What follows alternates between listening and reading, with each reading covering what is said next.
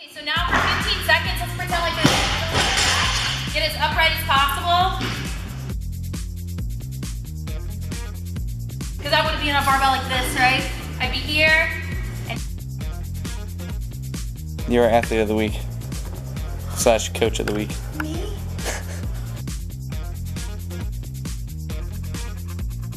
How did I get started? Yeah. I was at a Mexican restaurant in Atlanta, and CrossFit North Atlanta is right behind this Mexican place.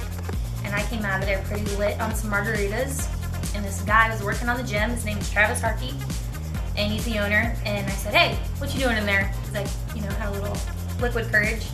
And he kind of told me what they did in there, and I said, "Oh God, that sounds stupid. I have to do pull-ups. That's dumb. When you lift the weights." So he told me when they're lifting the weights, and I started going in. From there, I remember they asked me to go do sectionals, because that's when they had sectionals, not the open. And I was like, people compete in fitness? This is so weird. And so they were like, yeah, just come out, it's just one day. So I committed, and from that day, I was in. We had to do fucking burpees and push-ups and all this other stupid shit. But it was so fun, and I had a blast.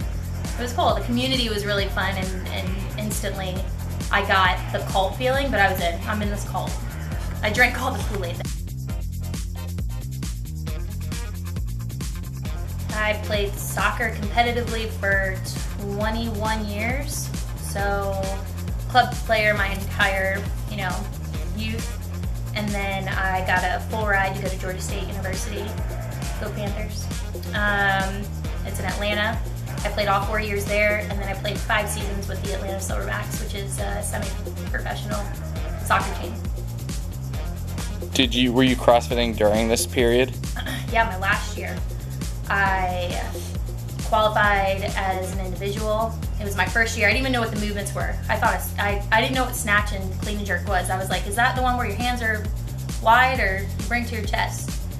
And then I placed 9th that year.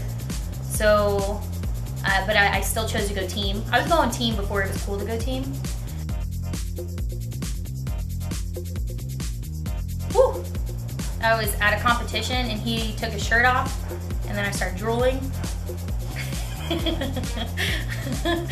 But that's not when I actually met him. I passed him on a run where I was at the competition too.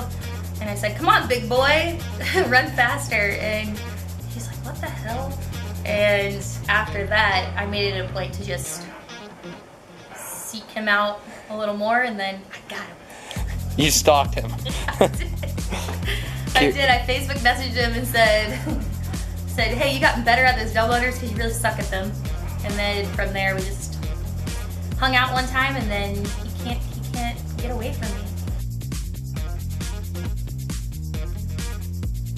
I have, in this past year, become a firefighter EMT. I'm on my way to paramedic school, so I can finish that out, hopefully be hired on full-time firefighter. I work with Violet Township Fire Department, out by where I live. I'm super proud of that, super excited about just the future that I'm trying to pave for me and my family and I. So to me, that's even made me more proud than any of the physical things I've ever done. Like, I've always been captain of my team. I've always had awards or been an MVP of a team, but this has made me just feel proud about my future and the fact that I'm helping other people. I'd say before, my first year going to the games, I thought it was really cool, it's fun, out in Cali, just had a blast. Watching incredible athletes do things I didn't even know of. And then my next year, that's when I moved to Ohio, and we qualified with CrossFit, Gahanna or Rogue, whatever you wanted to call it at that time, still our gym, or this gym, and I am in it. I just love to compete. It's fun. I zone out. I don't think about anything else. Some people kind of lose their minds, and I'm in. What do I need to do? What's the task that I have to complete? And so going to the games each year becomes stiffer competition. It's so much more intense. The first year, I feel like anybody could be on the team. Now it's who can who can fight it out, who has all the movements, who has all the skills, whereas before it was like, hey, will you show up? You know, can you even make it that weekend? I think that a month ago, I actually mentally thought I couldn't handle it, and I was almost like at a breaking, I wouldn't say a breaking point, like I was gonna die or anything, but I was just feeling very broken down, and I sat down with a friend and we were just talking to each other, and she said it best to me.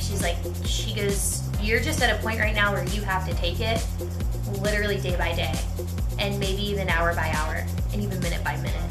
And as soon as she said that, I was like, duh, that's so weak. That's so much easier than thinking, oh shit, this week I work, you know, however many days at the firehouse. I have to coach so many days. I have this many one-on-ones. I have, Mila has this or that.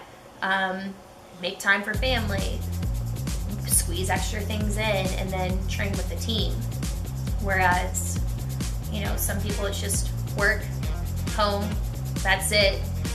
And you start to become envious of that, but then on the other end, I'm proud that I'm doing it. And when she said minute by minute, I was like, okay, today is a minute by minute day. Some days are hour by hour, some days are days by day.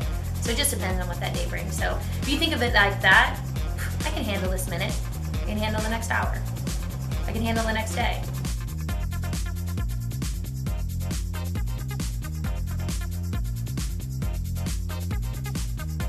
Say the fuck word? You can say whatever you want. I want to look at you or look at that, or look at you.